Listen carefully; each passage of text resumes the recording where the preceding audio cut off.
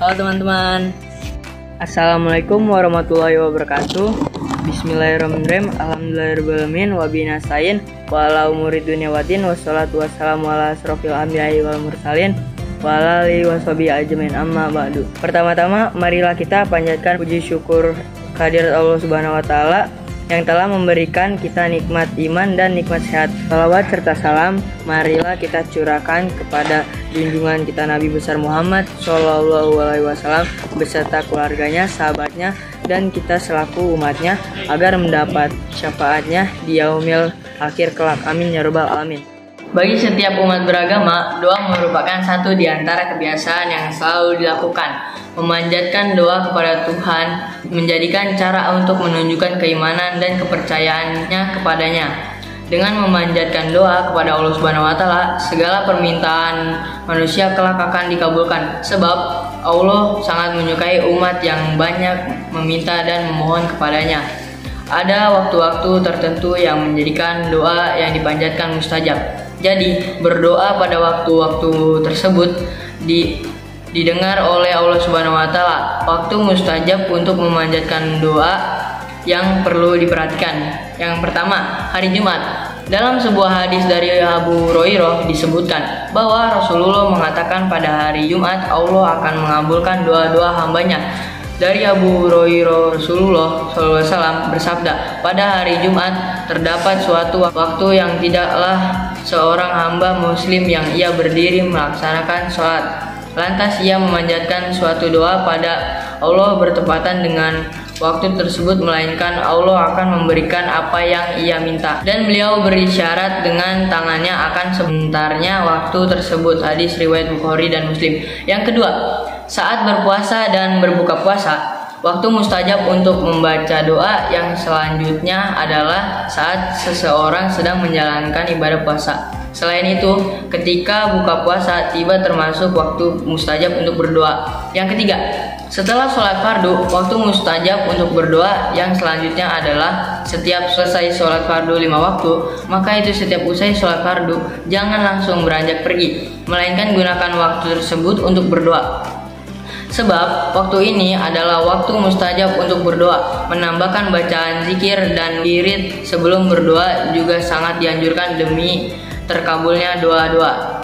Dari Abu Hurairah radhiyallahu anhu, sesungguhnya Rasulullah SAW ditanya tentang doa yang paling didengar oleh Allah Subhanahu wa taala. Beliau menjawab, di pertengahan malam yang akhir dan setiap selesai sholat fardu. Hadis riwayat Tirmizi. Yang keempat, waktu sepertiga malam.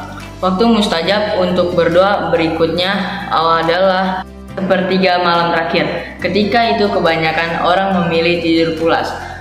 Padahal sepertiga malam adalah waktu yang paling mustajab untuk berdoa. Doa-doa yang dipanjatkan pada waktu tersebut akan dikabulkan oleh Allah Subhanahu wa taala. Rasulullah SAW bersabda, Rob, kita turun ke langit dunia pada sepertiga malam yang akhir pada setiap malamnya.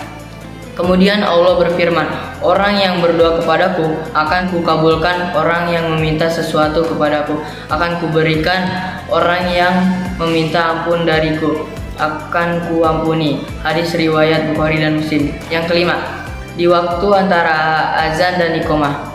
Hal ini sesuai hadis dari Anas bin Malik bahwa ia berkata, Rasulullah SAW bersabda, sesungguhnya doa yang tidak tertolak adalah doa antara azan dan iqamah, maka berdoalah. Hadis riwayat Ahmad. Maka itu saat mendengar azan berhentilah beraktivitas dan gunakan waktu tersebut untuk berdoa. Selain itu, menjelang iqamah berbanyaklah membaca doa karena merupakan waktu yang mustajab.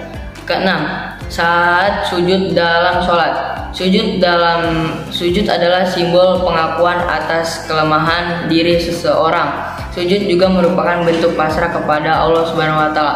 Maka itu saat sujud dianjurkan untuk memperbanyak doa karena posisi itu disebut paling dekat dengan Allah.